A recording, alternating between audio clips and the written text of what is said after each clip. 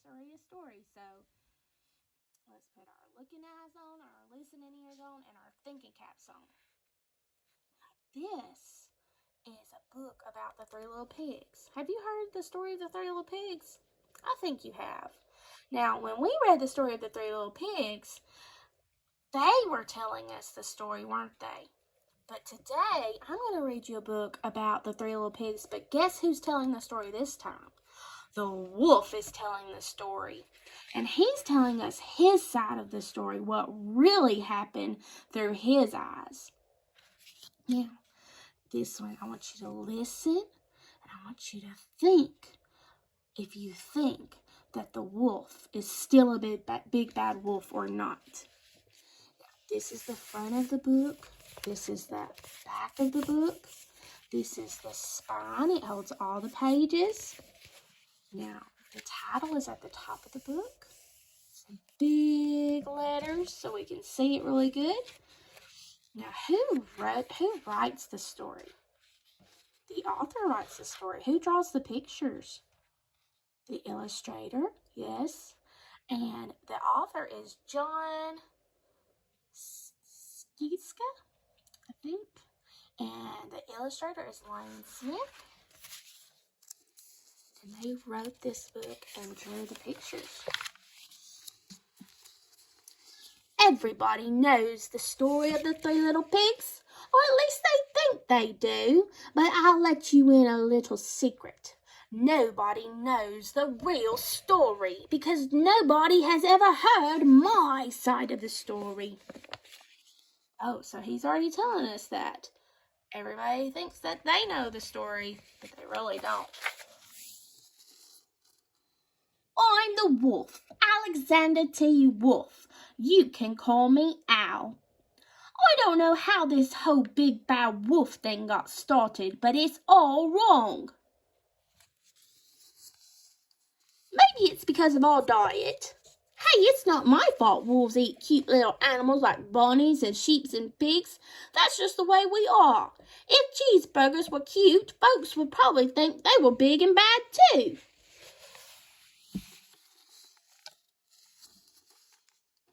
But like I was saying, the whole big bad wolf thing is all wrong.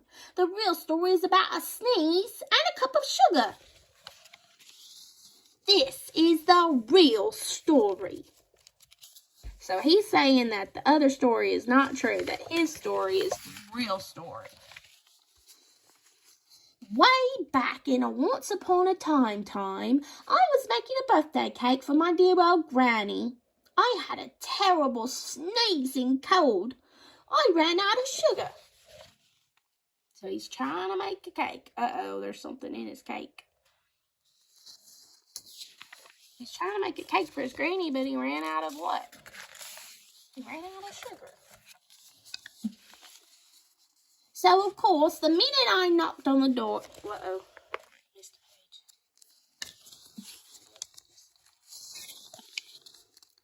So I walked down the street to ask my neighbor for a cup of sugar. Now, this neighbor was a pig, and he wasn't too bright either.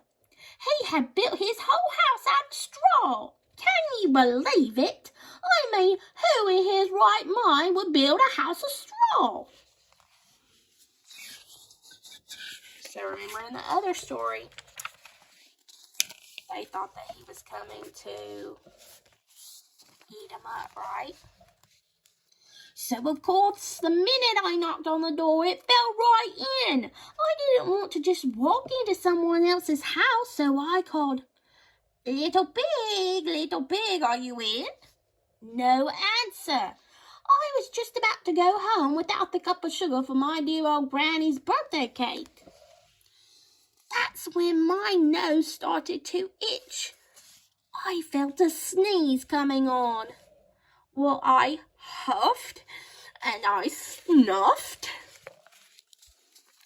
Uh-oh. And I sneezed a great sneeze. So he's saying that he didn't blow the pig's house down. He's saying what happened. He actually just sneezed. And you know what? That whole straw house fell down, and right in the middle of the pile of straw was the first little pig, dead as a doornail. He had been home the whole time. It seemed like a shame to leave a perfectly good ham dinner lying there in the straw, so I ate it up. Think of it as a big cheeseburger just lying there. Uh-oh, he ate the pig. I was feeling a little better, but I still didn't have my cup of sugar, so I went to the next neighbour's house. The neighbour was the first little pig's brother. He was a little smarter, but not much. He had built his house of sticks. I rang the bell on the stick house. Nobody answered. I called, "Mr. Pig, Mr. Pig, are you in?" He yelled back, "Go away, wolf! You can't come in. I'm shaving the hairs on my chin. I had just grabbed the doorknob when I felt another sneeze coming on. I huffed and I snuffed and I tried to cover my mouth when I sneezed a great sneeze.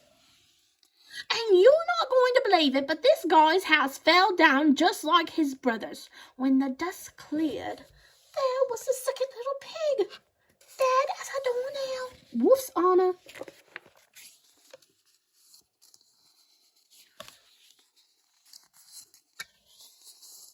So the next little pig was not. Oh, it didn't make it either. Now you know food will spoil if you just leave it out in the open, so I did the only thing there was to do. I had dinner again. Think of it as a second helping. I was getting awfully full, but my cold was feeling a little better, and I still didn't have that cup of sugar of my dear old granny's birthday cake. So I went to the next house. This guy was the first and second little pig's brother. He must have been the brains of the family. He had built this house of bricks. I knocked on the brick house. No answer. I called, "Mr. Pig, Mr. Pig, are you in?" And do you know what that rude little porker answered? "Get out of here! Wolf, don't bother me again."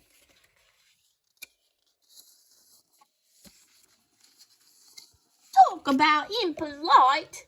He probably had a whole sack full of sugar, and he wouldn't give me even one little cup for my dear sweet old granny's birthday cake.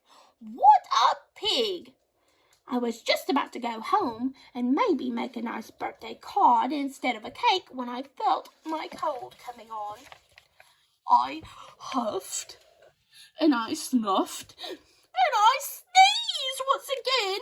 Then the third little pig yelled, "And your granny can sit on a pin." Uh-oh. Now, I'm usually a pretty calm fellow, but when somebody talks about my granny like that, I go a little crazy.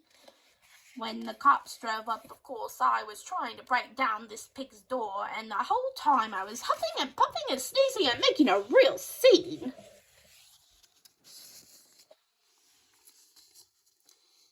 The rest, as they say, is history. The news reporters found out about the two pigs I had for dinner. They figured a sick guy going to borrow a cup of sugar didn't sound very exciting, so they jazzed up the story with all that huff and puff and blow your house down, and they made me the big bad wolf. That's it. The real story. I was framed. But maybe you could loan me a cup of sugar.